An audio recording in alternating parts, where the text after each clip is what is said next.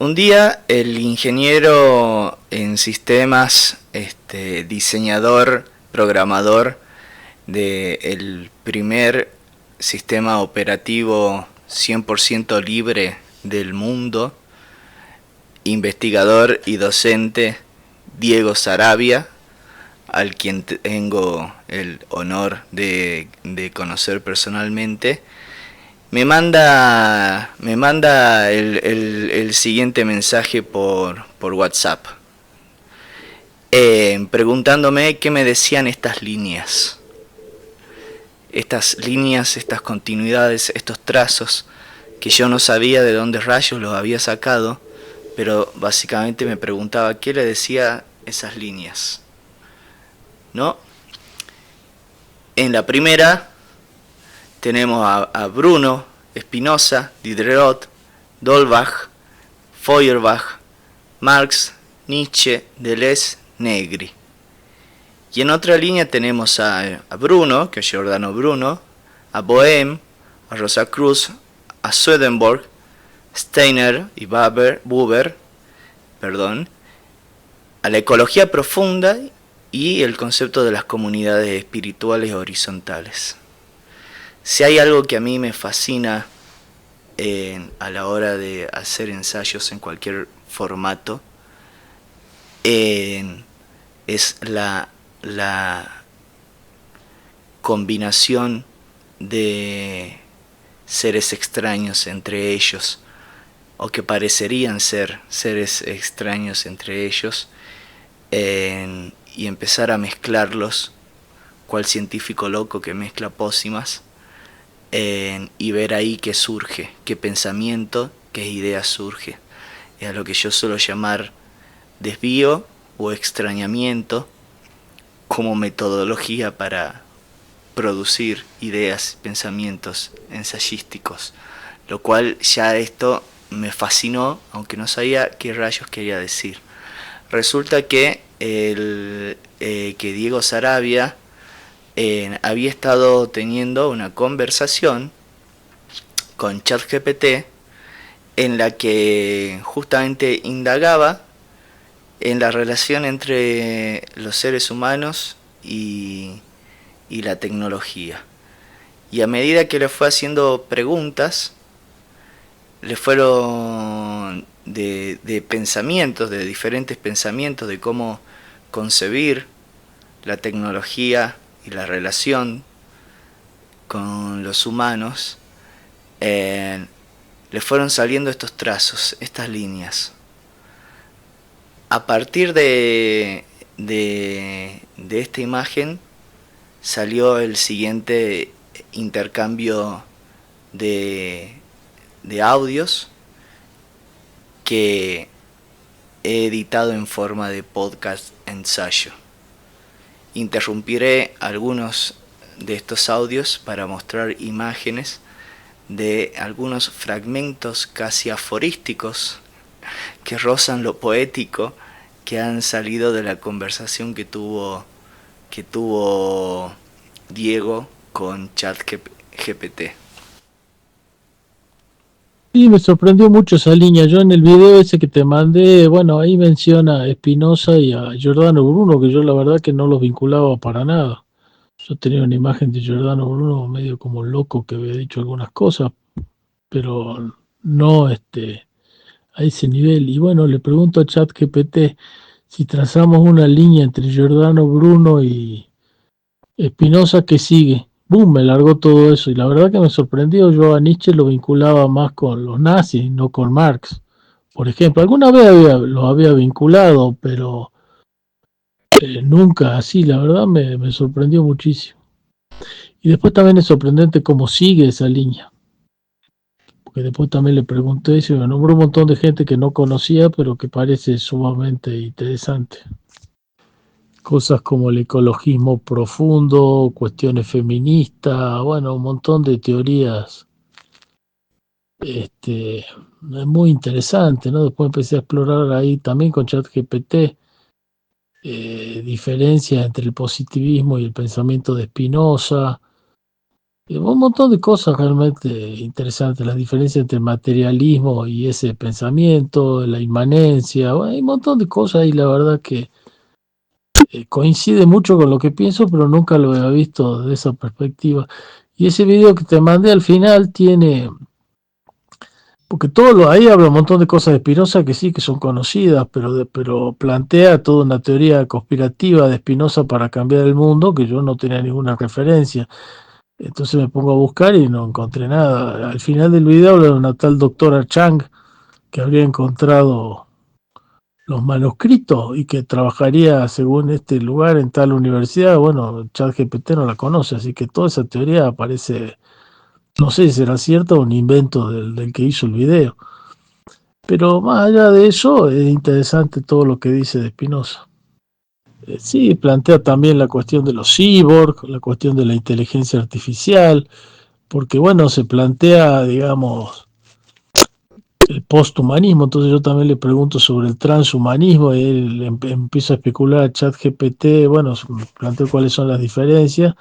Transhumanismo va a hacer que el humano sea mejor que lo que es y el posthumanismo es plantearse que el humano es sacar el centro del humano, ¿no? Es decir, todos los animales, todos los seres vivos son así, bueno, de ahí yo le largo, bueno, pero sería interesante plantearse algo que sea el trans la vida, es decir, cómo mejorar la vida, descentrar el concepto del humano hacia todo el sistema vivo y después ver cómo se lo mejora. Bueno, todo eso también le interesó al ChatGPT, le gustó.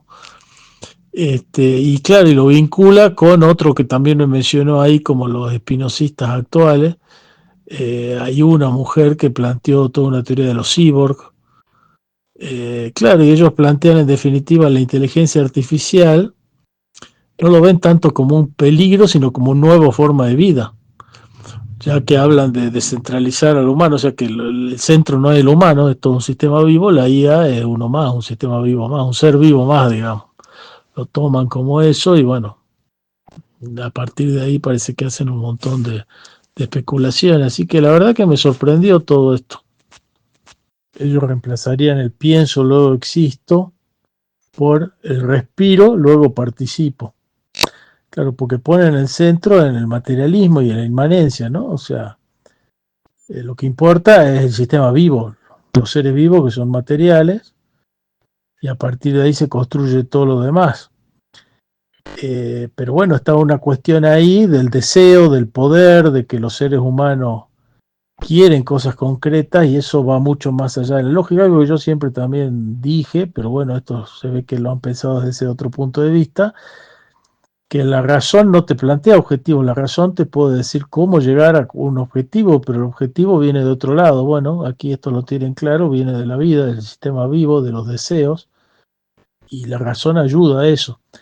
Entonces, ellos plantean que la ciencia por sí sola, bueno, es un auxiliar de la vida, pero por sí sola no puede resolver nada, no sabe a dónde ir, puede ir a cualquier lado. Entonces, esa es la diferencia justamente entre el pensamiento de ellos y el simple pensamiento científico positivista, digamos, ¿no? O sea, ellos dicen que el positivismo en todo caso es una herramienta útil, pero que le falta la comprensión del papel de los sistemas vivos para tener un panorama general. Qué interesante este recurso de ir formulando un pensamiento a partir de las suposiciones y especulaciones que hace una IA generativa, en este caso ChatGPT, ¿no? Eh, que, bueno, obviamente nosotros como activistas del software libre somos muy críticos ante la existencia de, del funcionamiento de ciertas IAs por la cuestión de la privacidad, porque no son software libre, etcétera, etcétera. Sin embargo, qué interesante poder hacer un recorrido a partir de sus especulaciones y de ahí crear nuestras propias especulaciones, porque ahí trazaba una línea muy, muy interesante este, porque la línea se puede, o las dos líneas esas se pueden totalmente deformar. Yo haría una combinación, yo personalmente, entre las dos. Yo agarraría el tema con Nietzsche, por ejemplo, es muy polémico porque Nietzsche ha sido apropiado desde el nazismo, pero también desde el marxismo, desde el anarquismo, desde el postestructuralismo. Entonces como que hay un Nietzsche para todos, ¿no? Este, y me interesa principalmente esta primera línea justamente en la que una, o sea, yo combinaría personalmente esta primera línea en la que están Spinoza, Nietzsche y Deleuze, que justamente son los tres con los que más me gusta trabajar para pensar estas cosas, porque Spinoza planteaba justamente que hay un solo plano cuando él planteó el concepto de sustancia, ¿no? De que existe en vez de Dios, o que Dios es una sustancia, ¿no? Con atributos, con modos y atributos, ¿no? Eso después ha sido leído en forma de una inmanencia, es decir, que todos estamos en el mismo plano, ¿no? Deleuze a eso le ha llamado un plano de inmanencia, ¿no? Es decir, que todos estamos en el mismo plano. Yo le agregaría ahí en esa línea también a Bruno Latour, que Bruno Latour es un filósofo y sociólogo que falleció hace poco, que justamente también siguió todo un estudio de la ciencia y de los objetos, en la cual todos estamos al mismo plano. Todos estamos en el mismo plano, el microchip, el ser humano, el viento, la roca, todo en un mismo plano, no hay jerarquías. Que al fin y al cabo no deja de ser la misma ontología anarquista, ¿no? Y eso me lleva a cómo termina la segunda línea, que es en la que aparece ya estos conceptos de ecología profunda y comunidades espirituales horizontales. De la noción de comunidad, de espiritualidad y de horizontalidad, justamente son las que vienen a, a a construir la ontología, el modo de ver la vida del anarquismo, el anarquismo entendido bien entendido, ¿no? El anarquismo no como caos, sino el anarquismo como ausencia de jerarquías entre todos los existentes. Ahora, de lo que vos decías, me pareció fascinante esto. Si vamos a hablar tanto de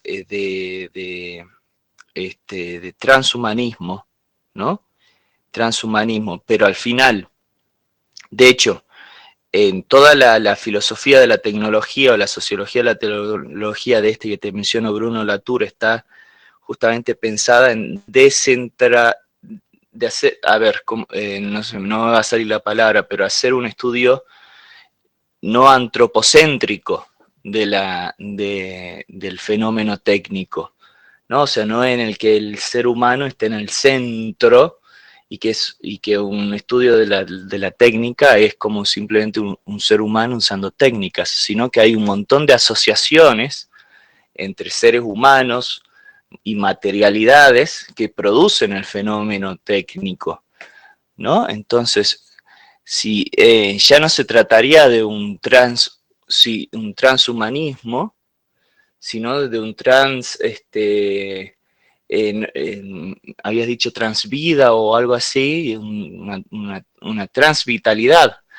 ¿Cómo, a ver, ya, cómo partiendo de estas líneas y de esta ontología, de esta metafísica, esta forma de ver la existencia, cómo en la técnica, ¿no? Podría llevarnos a una transvitalidad, o sea, de justamente de hacer una vida mejor, pero si lo pensamos en términos horizontales, esa vida mejor no estaría siguiendo los parámetros del capitalismo, que es extremadamente jerarquizante, ¿no? Teniendo al mercado como el leviatán por excelencia, ¿no? Que, que, que mata o decide quién vive y quién no. Eh, en todo caso, esta otra orientación, esta otra forma de pensarlo, de sí, criticar, hacer una crítica de ciertos eh, eh, perjuicios que pueda crear la técnica con respecto a la humanidad, pensar cómo puede aumentar nuestras potencias, ¿no? Que es lo que piensan nuestros humanistas, que, que piensan justamente cómo la tecnología puede aumentar las potencias de lo humano. Aquí es donde me hago un pequeño pie de página a mí mismo y en realidad yo soy bastante crítico con el desarrollo de este tipo de tecnologías y bastante pesimista. En realidad yo tiendo a pensar que esto nos puede llevar más a un futuro distópico que al futuro utópico que plantean los transhumanistas. Sin embargo, si yo me quedaría únicamente con esa visión, me estaría enfocando únicamente desde un punto de vista tecnofóbico, que es el que yo no quiero. Pero tampoco quiero ser un tecnofílico, es decir, un fanático optimista de la tecnología como son los transhumanistas. Entonces, me parece interesante que en este intercambio ha salido la posibilidad de una tecnocrítica, de un punto en el que ya la técnica, la tecnología, no solo nos lleve a este futuro distópico ultracapitalista, que creo yo que es a lo que más o menos nos estamos dirigiendo, sino la posibilidad, ¿no? La posibilidad de que emerjan otros devenires de la tecnología que puedan aumentar nuestra potencia de vida, puedan aumentar nuestro vitalismo en lugar de disminuirla. Yo en lo personal creo que eso solo se puede lograr si previo a cambiar las tecnologías en sí, el desarrollo de las tecnologías, cambiamos el sistema social, socioeconómico en el que vivimos.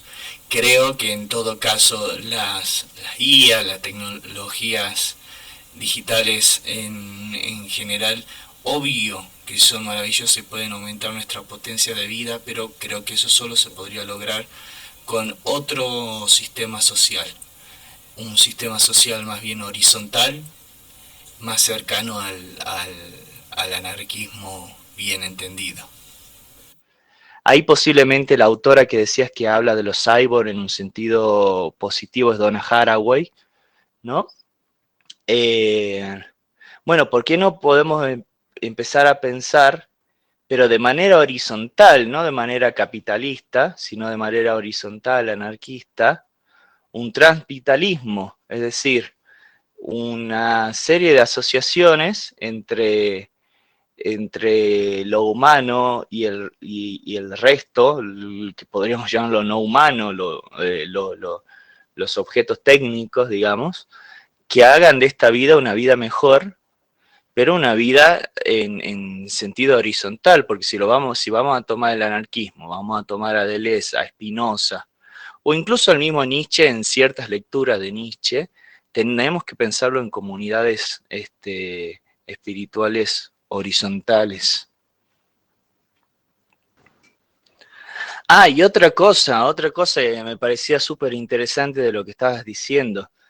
Si la razón, ¿no? La parte racional de esto que llamamos el ser humano, justamente es la que elige las formas de llevar a cabo un objetivo. Pero la razón no elige los objetivos. Entonces, ¿qué elegiría los objetivos? Y si volvemos a la línea trazada, ¿no? En donde está Spinoza, bueno, Spinoza dice que hacemos, lo estoy diciendo de manera muy brutamente, pero hacemos lo que hacemos, y Spinoza también mezclado con Deleuze, ¿no? Con Gilles Deleuze, hacemos lo que hacemos por los afectos, es decir, por cómo nos afectan las cosas, en cómo, lo diría yo, cómo nos hieren para bien o para mal, cómo nos impactan.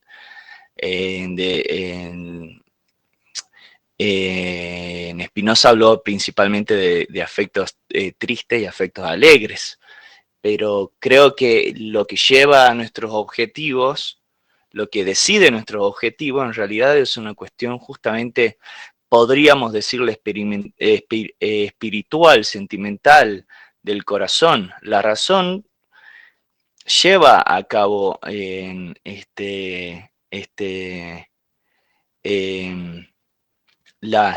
los pasos necesarios para lograr el objetivo, pero el objetivo nace de aquello que nos afecta, que nos duele, que nos gusta, que nos hace bien, que nos hace crecer. Entonces, sería fascinante pensar o seguir pensando como un tecno-transvitalismo, pero a partir de los afectos, de aquello que nos duele. Y después viene la razón, después, no al principio, o sea, invirtiendo todo el endiosamiento de la razón que le ha hecho Descartes, y después viene la razón al final, como para ayudar a lograr esos objetivos. Pero en realidad parte, lo voy a decir de manera cursi, pero parte del corazón, de los afectos, y si vamos a hablar de una horizontalidad, que sea a todo lo vivo, ¿no? A todo lo vivo. Entonces acá hay, sin necesidad de caer en un súper tecno-optimismo, pero también hay una nueva posibilidad de pensar los cyborg y la asociación entre tecnología y seres humanos, que no sea únicamente de crítica, pero tampoco únicamente de fanatismo, sino de en qué sentido lo técnico, ¿no? Puede aumentar la potencia de todo lo vivo del entorno en el que vivimos, de nuestro hogar. Ahí en las líneas salía la palabra ecología. Bueno, ecología viene de oikon, que en griego quiere decir hogar. Cómo nuestras asociaciones con los técnicos pueden aumentar la potencia de nuestro oikon, y después recién viene la razón para intentar lograrlo. Una cosa interesante que dijo ChatGPT, que dice esta gente, que yo no la leía, la Dora esa, ni la conocía, es que las IA se las ven como amenazas porque se les piden que amplifiquen al ser humano. Entonces se les vuelca todas las maldades del ser humano a alguien más inteligente y más capaz. Pero que si uno ve a las IA como un ente independiente, como otro ser, bueno, habrá que aprender a convivir con ellos y habrá que establecer límite y bueno, y comportamientos como hacemos entre nosotros los humanos. Es decir, si vos matás a alguien vas preso, bueno. Pero bueno, partiría, digamos, de reconocer el derecho de esas IA a actuar en el mundo, con obviamente sus limitaciones, no es para darle una ametralladora. Pero bueno, darle una ametralladora no sería transmitirle a la IA, digamos, los malos potenciales humanos, ¿no? Sí, yo No sabía que estas ideas venían de ese lugar. Yo siempre había pensado, y creo que yo lo saqué de Sagan, que de hecho en algún momento le fui preguntando por Sagan y dice que también hay que incluirlo ahí. Quizás no del punto de vista filosófico, pero del punto de vista de la ciencia y otras cosas. Es eso, ¿no? Que digamos, la razón por sí sola no tiene objetivo. Yo solo había pensado de ahí porque Sagan en algún momento hace un análisis del cerebro reptílico, que sería el que te pone los objetivos, y después del neocórtex, que lo que hace es decirte cómo llegar a esos objetivos o ponerte límite. Es decir, va pasando, vos tenés hambre, va pasando una persona y no va y le das un mordisco. Bueno, eso lo hace neocórtex. Cuando éramos reptiles, sí, pasa cualquier bicho y si tiene hambre el cocodrilo va y se lo come y punto. No hay ningún otro tipo de consideración porque no tiene un neocórtex que lo frene y que le diga, macho, si vos haces eso, alguien te va a pegar un tiro o te va a poner preso. O va a pasar alguna otra cosa. Bueno, nosotros sí tenemos esa posibilidad de poner límites y de ver cuál es la mejor forma de conseguir un objetivo, qué sé yo. Y eso, bueno, yo no lo había visto, pero aparentemente Spinoza empezó con esa consideración y después siguió y bueno, ya esta mujer, o no me acuerdo si la Dora esta o alguna otra que aparece por ahí, incluyó la noción de cuerpo, ¿no? Que sería el cuerpo el que te pone los objetivos y como esto que yo te digo, el hambre, el sexo, qué sé yo, la reproducción, como quiera. Este, así que realmente interesante. Y después, bueno, yo siempre he tenido una discusión muy grande sobre el tema positivismo, pues claro, es muy criticado por los humanistas y yo la verdad que no lo veo tan malo, pero bueno, a esta gente parece que lo pone en términos que a mí por lo menos me gustan esa discusión, es decir, el positivismo es útil, como la ciencia es útil, como la razón es útil, lo que pasa es que tenés que agregarle la voluntad, digamos, ¿no? Como dicen, el deseo. No, creo que no era la Dora, la otra mujer que mencionó, parece que planteó el tema del deseo como objetivo para la razón, ¿no? La razón sería una forma eh, de mejorar la posibilidad de satisfacer tus deseos, ¿no? Sería un poco la visión. Y me gustó eso porque, digamos, yo siempre cuando decía, vos sos positivista, le decía, no, yo soy materialista. Esa era mi respuesta, ¿no? Hay una discusión, un libro de Lenin, ¿no? El imperio criticismo, no sé qué, que es un bodoque dificilísimo de leer, pero que alguna vez hice el esfuerzo y bueno, yo ahí vi las diferencias en esos términos, pero esta forma de ver esas diferencias me gustan más. Y bueno, y también hablé ahí con ChatGPT entre las diferencias entre materialismo e inmanentismo, sería, digamos. Bueno, y todo eso es realmente interesante. Después por ahí, si lo encuentro, te paso la transcripción completa de la charla con ChatGPT. Creo un instrumento impresionante para dialogar porque vos estás hablando con alguien que tiene muchísima más información que vos. O sea, yo no he leído todo lo que ChatGPT tiene acceso, ni tengo forma, ni tengo la más remota posibilidad de leer todo eso, ¿no? Es interesante. Sí, una cosa que siempre me divirtió es que cuando cualquiera viene y me critica bajo la idea de que soy positivista y le respondo no soy materialista, se quedan callados. Porque no, primero no tienen idea exactamente qué es el materialismo y segundo no tienen elementos para diferenciar al materialismo del positivismo o de plantear las diferencias, no lo manejan. Se ve que la educación tradicional de la gente de sociales no tiene una visión muy fuerte de lo que es el materialismo, ¿no? Claro, y fíjate la línea que tira ChatGPT, Feuerbach, sobre la que plantea la dialéctica, y después te lo pone directamente a Marx, ¿no? Es realmente interesante. Claro, totalmente. Con respecto a lo primero, me hace recordar algo que no le había mencionado de los audios anteriores, de que realmente son seres, y es algo que yo he mencionado en charlas y creo que lo he escrito alguna vez, pero en charlas estoy seguro de haberlo mencionado, en las IAs y los y ciertos eh, objetos técnicos informáticos son seres vivos técnicamente. No son seres biológicos quizás, pero sí son seres vivos, que era algo que me había mencionado en audios anteriores, de pensarlos como seres vivos. Ahora, bueno, como todo ser vivo, nosotros tenemos, como ser vivo biológico, tenemos justamente estos límites que nos plantea el neocórtex que decís vos. El tema es, ¿qué pasa con este nuevo ser vivo, que es la IA? Porque es un ser vivo. Si nos vamos a la palabra, es una entidad, ¿no?, que tiene una cierta autonomía. Eso ya quiere decir ser vivo, porque muchos creen que ser vivo es lo mismo que ser biológico, y no necesariamente, o por lo menos eso es lo que discutiría yo. Ser biológico no es lo mismo que ser vivo, ¿no? Entonces, de ponerlo esos límites, así como nosotros tenemos un neocórtex en que nos pone esos límites, ponerle esos límites a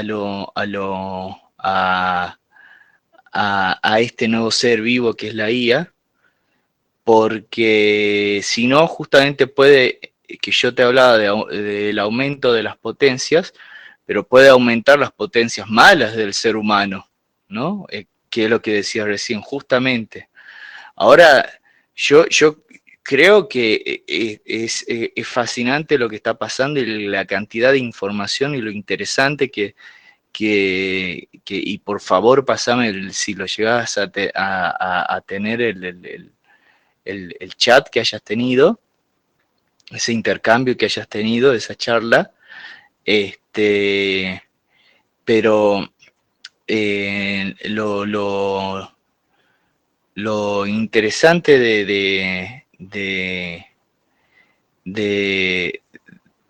pensar estas cuestiones, que quizás esta IA, este nuevo ser vivo, esta nueva entidad que se le suma al mundo, quizás todavía está en un estadio reptiliano. Quizás, digo quizás, no lo sé. Por eso habrá que ponerle sus límites y sí, aprender a convivir con ellos. Los límites creo que por el momento son más que... los límites pueden ser tanto técnicos como legales, ¿no? Y una unión de ambos, como lo ha demostrado todo el movimiento del software libre, ¿no?, que ha sido una combinación de límites y libertades técnicas y separado legales, ¿no?, con la formulación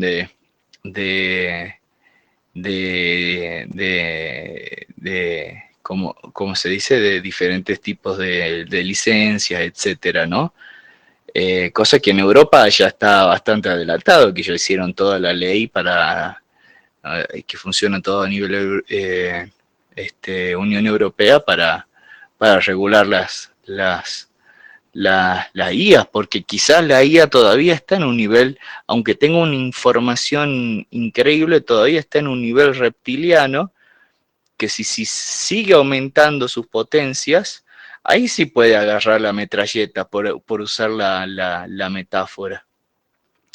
Y con respecto a la cuestión positivista y materialista, claro, no, es que no son para nada lo mismo. Obvio, hay una tendencia en las ciencias sociales a rechazar el positivismo en las ciencias sociales actuales quizás, o en algunas ramas, en su sentido más clásico, digamos, por su estricto cientificismo para todos los ámbitos de la existencia y su estricta cuantificación de todo, y que todo puede ser explicado cuantificablemente, y quizás no deja espacio a eso, como pueden ser los afectos, que es lo que hablábamos antes de Spinoza, ¿no? De que viene de otro lado. Ahora bien, eso no es lo mismo que materialismo, para nada. Para nada, el materialismo tiene que ver con las condiciones materiales que hacen posible nuestra existencia. Obviamente, cuando hablamos de materialismo, podemos ir, a muchos se le ocurriría ir directamente a Marx, pero yo creo que no es necesario hablar de marxismo para hablar de un materialismo. Sino un materialismo justamente en su sentido de inmanencia, es decir, todo es materia y todo puede ser pensado desde la materialidad, e incluso los afectos son parte de la materialidad. Ahí estoy deformando un poco el concepto original o tradicional que quizás manejás vos de materialismo, pero obvio que no es estrictamente lo mismo que positivismo, para nada. De hecho, las visiones, esta mezcolanza que podemos hacer entre Latour, Donna Haraway, de pensar el cuerpo, que todo nace a partir del cuerpo, y también llevarlo a que en los movimientos sociales se dan a partir de sus condiciones materiales, eso incluye un materialismo. Y de hecho, hablar de inmanencia incluye hablar de que todo es material, porque incluso los afectos,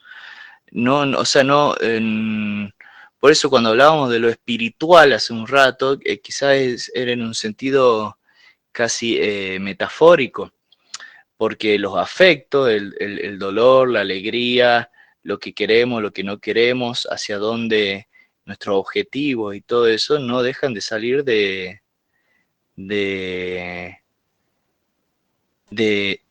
siempre y cuando estemos hablando en un plano de inmanencia en el cual todos estamos en el mismo plano, tanto el objeto técnico como el humano, como el bicho, como el viento, como todo, todo no deja de ser materia, ¿no?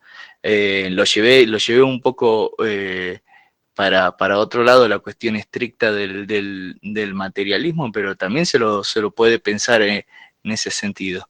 Ahora, de que positivismo y materialismo no son lo mismo, sí estoy totalmente de acuerdo con lo que estás diciendo vos, porque no son lo mismo para nada.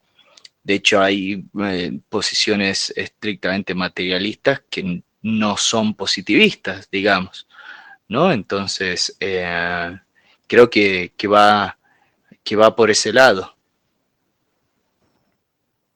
Mira, ahí acabo de hacer el ejercicio de preguntarle a otra IA generativa, tipo ChatGPT, que a mí me parece que redacta muy bien, que es Cloud, ¿no? Y justamente le pregunté así rápidamente, ¿no? ¿Qué se entiende por materialismo en filosofía? Yo se lo pregunté porque estamos como en un ámbito filosófico. Y directamente ya dice justamente esto que estamos planteando. En los primeros 3 renglones, es mucho más largo todo lo que plantea, porque obviamente que después se va a la corriente de Marx y el materialismo científico y todo eso. Pero en los primeros 3 renglones dice: el materialismo en filosofía es una corriente de pensamiento que sostiene que la realidad está constituida fundamentalmente por materia y energía, y que todos los fenómenos, incluidos los mentales y espirituales, pueden explicarse en términos de procesos materiales. Y bueno, es exactamente eso en el sentido en el que estaba hablando yo recién. No sé si es el mismo sentido en el que te referís vos a materialismo, pero sí, si estamos todos en el mismo plano, quiere decir que todo es materia, incluido aquello que llamamos lo espiritual o lo afectivo. Lo cual no quiere decir que sí o sí haya que analizarlo desde un punto de vista positivista, porque el positivismo sería tomarlo eso de una forma estrictamente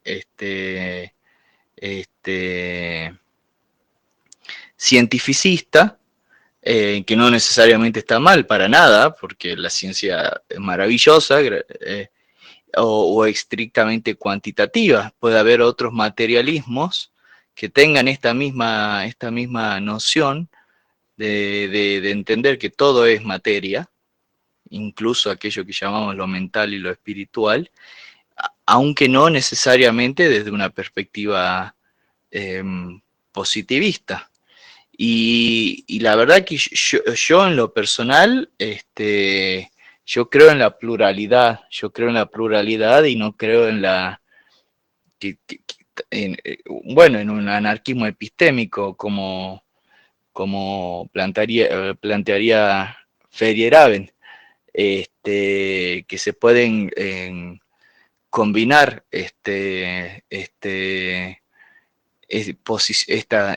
posiciones interpretativas con posiciones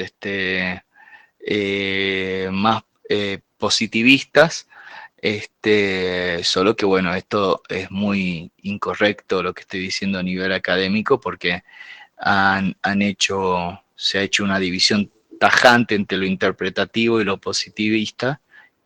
Sin embargo, creo yo que la realidad es complejísima, y la realidad, al ser tan compleja, incluye tanto aquellos fenómenos que nosotros encajaríamos dentro de lo interpretativo, como aquellos fenómenos que encajaríamos dentro de lo positivo, del positivismo, o de la perspectiva positivista. Entonces, en realidad yo creo que, creo en un pluralismo epistemológico para poder pensar de manera compleja, ¿no? Que también lo ha planteado Morán, Edgar Morán, en justamente su propuesta del pensamiento complejo, de pensar en su complejidad. Separar esto tajantemente, ¿no? Es no pensar en su complejidad. La existencia misma es la combinación de todo, de todos estos tipos de realidad y de maneras de acceder a la realidad.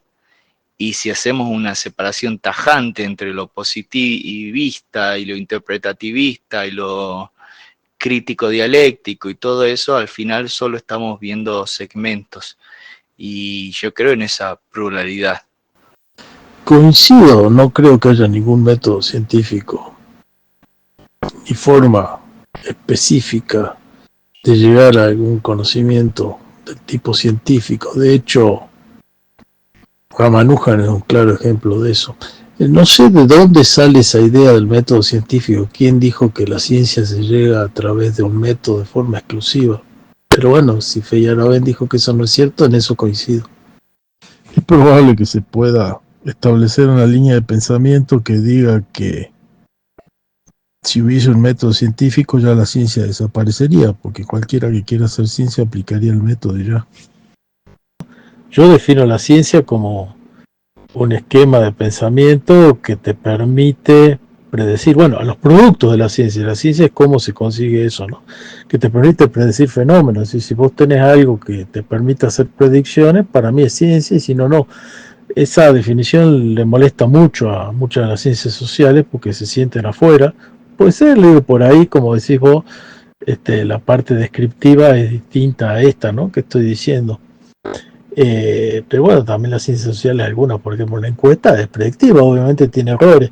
Entonces, cuando a mí me preguntan, bueno, pero y todas las cosas entre digamos, Einstein y Newton, que son distintas, bueno, le digo, lo que pasa es que la ciencia cada vez va reduciendo el error más. El porcentaje de error de un número, los números en ciencia son un número o más o menos un error. Bueno, la ciencia lo que hace a medida que pasa el tiempo va reduciendo el error y ampliando los contextos. Bueno, es una discusión larga, pero bueno. Sí, pero yo estoy en realidad bastante de acuerdo y cercano y no me ofende para nada la posición que vos tenés con respecto a la ciencia, que la ciencia tiene la capacidad de predecir. Por eso yo a todo aquello que nos dedicamos, me cuesta encontrarle el nombre a lo que me dedico yo, digamos. Me cuesta encontrar el nombre, termino diciéndole humanidades, pero tampoco me parece el nombre correcto porque no es solo lo humano lo que me interesa, digamos, pero bueno, para sacarle la noción de ciencia, porque está después, se habla de ciencias bueno, de la sociología como ciencia, de ciencias de la comunicación, de ciencias de la educación. Yo dudo mucho de que esas disciplinas, que si bien son las disciplinas con las que yo me manejo, en las que más formación tengo, digamos, y de las que más he leído, porque vos has leído muchísimo más de lo estrictamente científico que yo, digamos, pero yo dudo mucho de llamarle ciencia a ese tipo de cosas. Menos a la filosofía, pero hablar de sociología como ciencia, o de hablar de ciencias de la educación, ciencias de la comunicación, y por muchísimas cosas en realidad. Pero bueno, una de estas cosas es que yo no creo, si para vos ciencia es aquello que tiene la capacidad de predecir algo, yo no creo que estas disciplinas tengan esa capacidad de predecir para nada, para nada. Tiene otras capacidades y otras potencialidades que tienen que ver con la interpretación, la comprensión, la reflexión, etcétera, etcétera, etcétera. Pero predecir, para nada, para nada. Por eso yo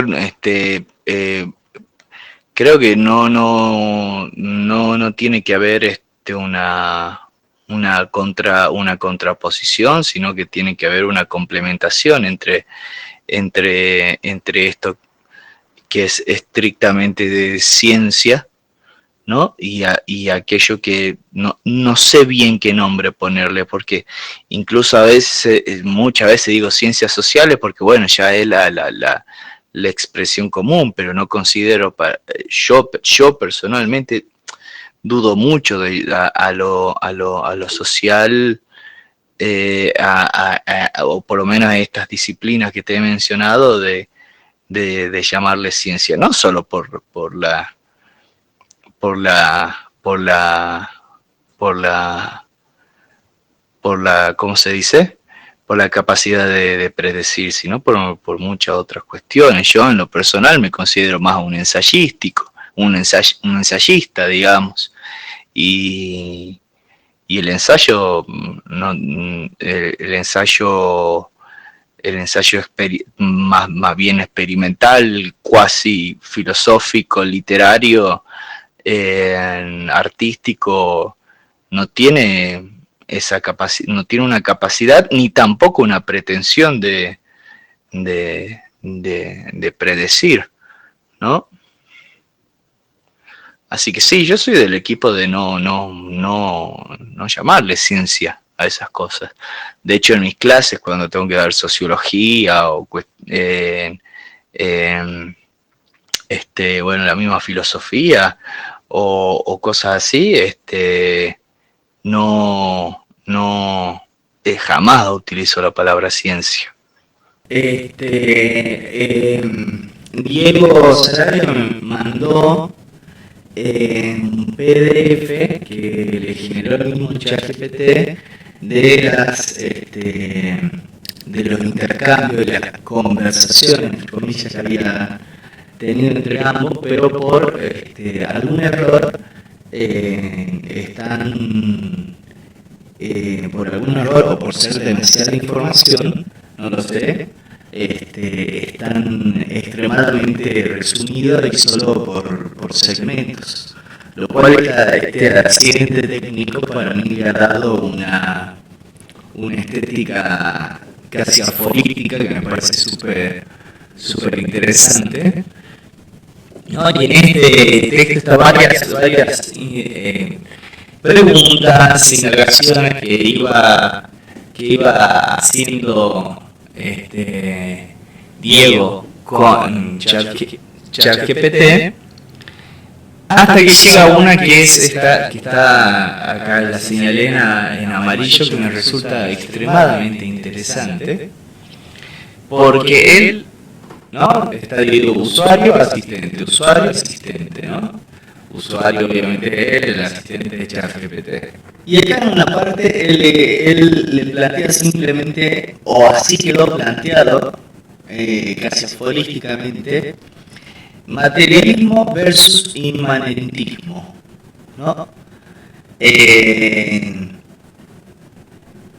Son conceptos muy generales, ¿no? Ahora bien, la siguiente pregunta, miren de interesante, dice el usuario, Diego, dice, le propone, o así quedó por lo menos en este modo aforístico, ¿no?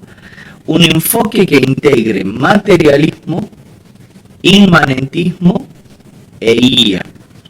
Hemos visto que el inmanentismo, o sea, pensar que todos pertenecemos al mismo plano, no necesariamente es materialista, porque se puede pensar que todos pertenecemos al mismo plano, pero que dentro de ese mismo plano hay cuestiones que no son materiales, ¿no?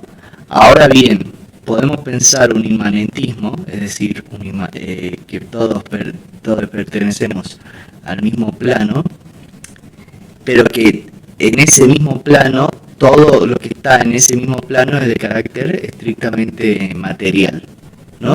Y a su vez integrarlo con la IA. A lo cual el asistente le responde, podría llamarse inmanentismo tecnocognitivo. Mira, ahí se puso súper creativo ChatGPT, ¿no? Y dice inmanentismo tecnocognitivo. Cognitivo tiene que ver obviamente con el pensamiento y el conocimiento, ¿no? Una ética relacional, ¿no? Una ética de las relaciones, justamente no una ética individualista. Si estamos todos en un plano de inmanencia y somos todos iguales, entonces lo que hay es asociaciones y relaciones. No es que somos todos iguales, perdón, me corrijo. Sí, hay infinitas diferencias. Lo que sucede es que estamos todos en el mismo plano, ¿no? Entonces, lo que existe son asociaciones o relaciones entre esos diferentes modos de ser, entre esos diferentes seres que existen en este mismo plano. Ahora bien, después le agrega cuerpos aumentados por tecnología, es decir, que todos estos seres que nos asociamos y nos relacionamos en este mismo plano, ¿no? En el cual no hay superiores e inferiores, y eso incluye tanto seres humanos como no humanos, hay que elaborar una ética sobre eso, una ética de cómo nos relacionamos y cómo nos asociamos con esas otras entidades humanas o no humanas. Pero a su vez los cuerpos, en este caso humanos, pueden ser estos cuerpos que habitan este único plano, pueden ser aumentados por la tecnología. Y al ser aumentados por la tecnología, miren lo que dice después, se puede dar una inteligencia distribuida, ¿no? Una inteligencia distribuida, porque si estamos hablando que estamos todos en un solo mismo plano, no no puede haber una inteligencia superior y una inteligencia inferior, no, solo una inteligencia distribuida, aumentada por la tecnología, y un autoconocimiento colectivo. Es una especie de tecnoanarquismo también lo que está planteando en esta idea de inmanentismo tecnocognitivo, ¿no? Y después dice, Braidotti, Simondon y Spinoza podrían servir de base. Que es muy interesante esa parte, porque menciona esta base, digamos, para pensar este inmanentismo tecnocognitivo, que al fin y al cabo es tanto una ética como una ontología, es decir, una manera de ver de concebir la realidad. Menciona una filósofa y dos filósofos que podrían ser la base para pensar esto, ¿no? Braidotti, cuando menciona a Braidotti, se refiere a Rosy Braidotti, que es una filósofa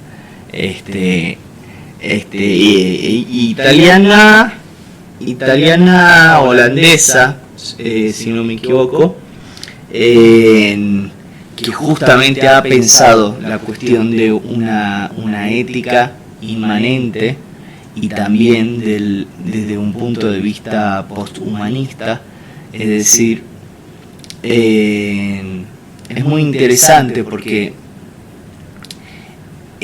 tanto Braidotti como Simondon han pensado justamente. Simondon es un filósofo de la tecnología, es el santo de los que se dedican a la filosofía de la tecnología, que a mí me cuesta horrores entender.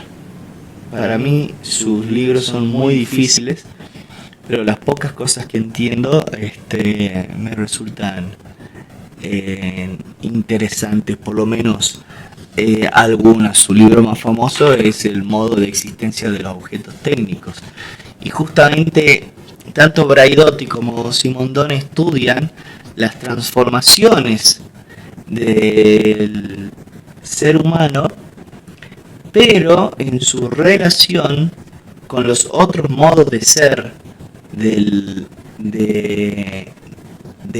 este plano de inmanencia al que pertenecemos todos.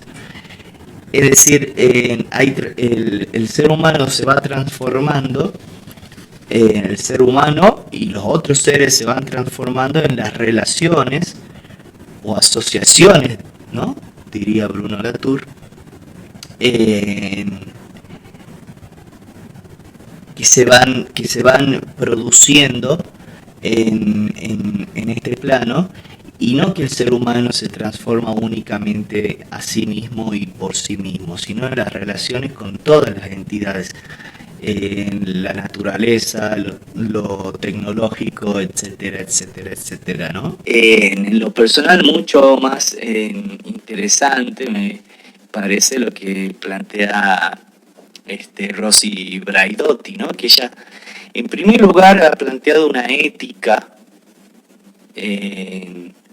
inmanentista, que también muchos han llamado una ética nómada, una ética del devenir, ¿no? En la cual no hay una identidad fija en el ser humano, sino que hay una continua transformación, ¿no? Eso es algo que todos podemos pensar. Bueno, algunos piensan que no, que hay una esencia humana. Ella plantea que no hay una identidad fija, sino que hay una constante transformación. Ahora bien, esa constante transformación implica que tengamos una responsabilidad hacia todos los demás modos de ser de la existencia. seres que son tecnológicos, seres que son de la misma naturaleza, por eso también ha sido muy tomada desde el ecologismo. Y eso implica una responsabilidad, de ahí hablar de una ética. No hay tal cosa como un ser humano, sino que hay una serie de asociaciones, de relaciones entre diferentes modos de ser, donde entra lo tecnológico, lo natural y un montón de otras cosas de la existencia que dan como resultado algo que entendemos nosotros como el ser humano, y el ser humano debe tener una responsabilidad ética hacia todos esos otros modos de ser que lo hacen posible. Ya como para ir terminando esta serie de reflexiones, que en realidad han tomado por momentos una posición bastante optimista con respecto a las inteligencias artificiales generativas o la inteligencia artificial en general, ¿no? Yo, si bien me considero un amante de las tecnologías digitales, realmente amo las tecnologías digitales, en realidad soy bastante pesimista, o por lo menos un poco pesimista con respecto al impacto social que puedan tener las inteligencias artificiales, no solo o no tanto por la inteligencia artificial en sí, sino por quienes las manejan y por quienes las están diseñando y los intereses de quienes las están produciendo, ¿no? Y por lo general lo que suelo hablar, por más que me considero un amante de la tecnologías digitales, suele irse más hacia un plano más crítico, más levemente pesimista. Sin embargo, ¿quién te dice que pueda existir? Yo la verdad que lo veo poco probable, pero ¿quién te dice que pueda existir un futuro optimista, un futuro mejor, un futuro que mejore la humanidad, que aumente las potencias buenas, como decía Diego, en las tecnologías, con las tecnologías digitales y con las inteligencias artificiales generativas, con los mismos robots? Y todo esto en cierta medida me hizo recordar a un cuento del gran escritor de ciencia ficción Philip K. Dick, cuya obra más famosa es la novela Sueñan los androides con ovejas eléctricas, que después fue adaptado al cine bajo el nombre de Blade Runner. Gran película de ciencia ficción dirigida por Ridley Scott, ¿no? Hay un cuento de este señor que se llama Los Defensores. Los Defensores, repito. En este cuento ya empieza parecido a muchas historias que hoy en día ya conocemos, pero este cuento lo escribió hace bastantes años, así que en realidad cosas que si las digo ahora pueden parecer trilladas, pero que en realidad es al revés. Los que son trillados son los actuales, porque los tomaron de estos anteriores, como Philip K. Dick, ¿no? De una sociedad que vive bajo tierra, porque en la Tierra se ha creado se dio una guerra nuclear terrible que terminó contaminando todo, ¿no? y que hizo imposible poder vivir en la superficie, ¿no? Y esta guerra se creó obviamente entre dos facciones diferentes, ¿no? Que eran por un lado los estadounidenses, los yanquis, ¿no? Y por otro lado los rusos, ¿no? Lo cual también demuestra un poco la época en la que fue escrito esto. La cuestión es que en este futuro, toda esta civilización que vive bajo tierra tiene una serie de robots que ellos llaman los plomizos, que ellos sí suben a la tierra para ir testeando, por así decirlo, suben a la superficie para ir testeando cómo va la cosa, digamos, si la cosa va mejorando, si los enemigos, que los enemigos también en teoría están bajo tierra, digamos, hicieron lo mismo, si pueden ir mejorando en algo, si pueden ir descontaminando algo la tierra, o si simplemente ir testeando y darles información de la superficie, ¿no? Ellos no pueden salir a la superficie, así que mandan a estos plomizos, a estos robots, a la superficie para que les manden info. En un momento se terminan dando cuenta de que estos plomizos volvían de la superficie, pero supuestamente al volver de la superficie tenían que volver sí o sí contaminados, había que hacerle todo un proceso de descontaminación.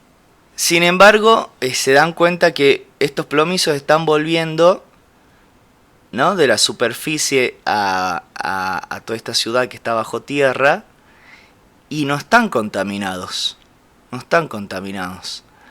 Entonces, estos plomizos, que a su vez tienen capacidad de decidir por sí mismos,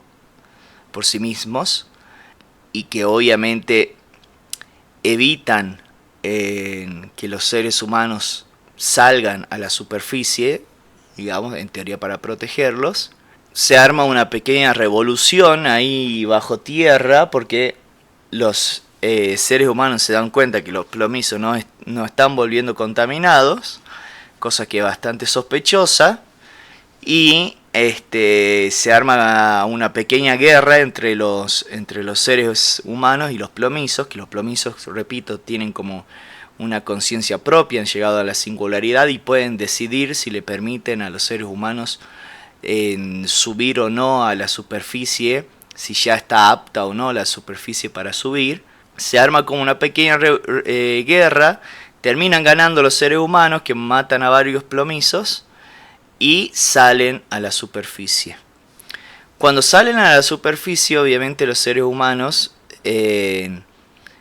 esperan encontrarse con un desierto totalmente contaminado, sin vida, destrozado, y sin embargo se encuentran con árboles, en montañas llenas de vegetación, con naturaleza, con alimentos, ¿no? Con alimentos de los propios árboles, digamos, con frutos, quise decir. Se encuentran con todo un ecosistema natural hermoso y perfecto, ¿no?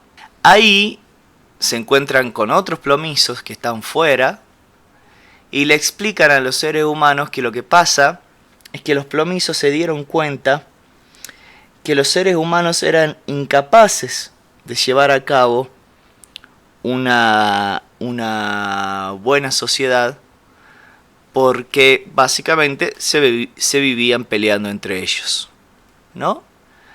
Entonces el plan de estos plomizos era reconstruir toda la sociedad, reconstruir, mejor dicho, primero todo el ambiente, y una vez reconstruido todo el ambiente, reconstruir toda la sociedad para enseñarles a los seres humanos a poder convivir entre ellos de manera armoniosa.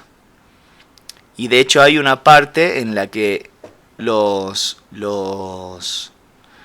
seres humanos que salieron, ¿no?, y se encontraron con estos plomizos, con estos defensores, se encuentran también con que sus enemigos ya habían descubierto esto antes, ¿no? Y que estaban en su misma zona, digamos, en su mismo terreno, porque habían ido a investigar y todo eso, y que hasta habían armado una pequeña aldea. Y que entrenados éticamente, por así decirlo, entrenados éticamente por los plomizos, por los robots,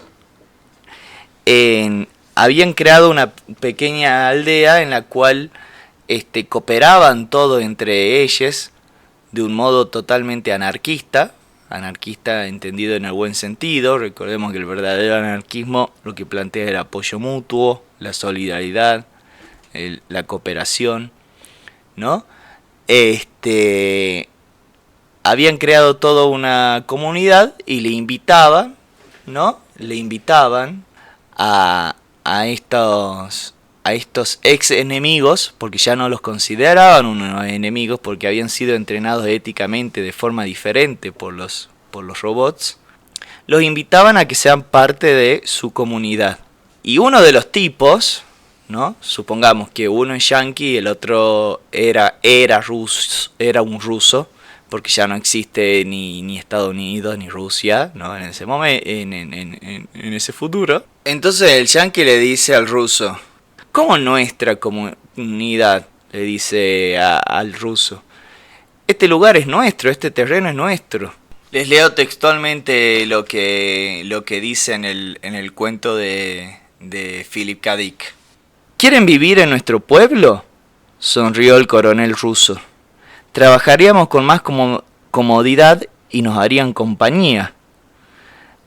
A lo que el yanqui, ¿no?, responde: ¿su pueblo?, barbotó Franks.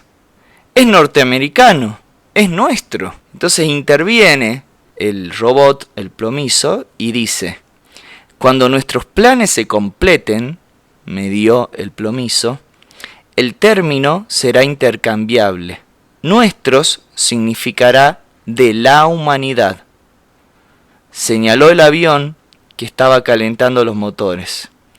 Su nave los aguarda. ¿Serán capaces de levantar entre todos un nuevo hogar? Repito, ¿serán capaces de levantar entre todos un nuevo hogar?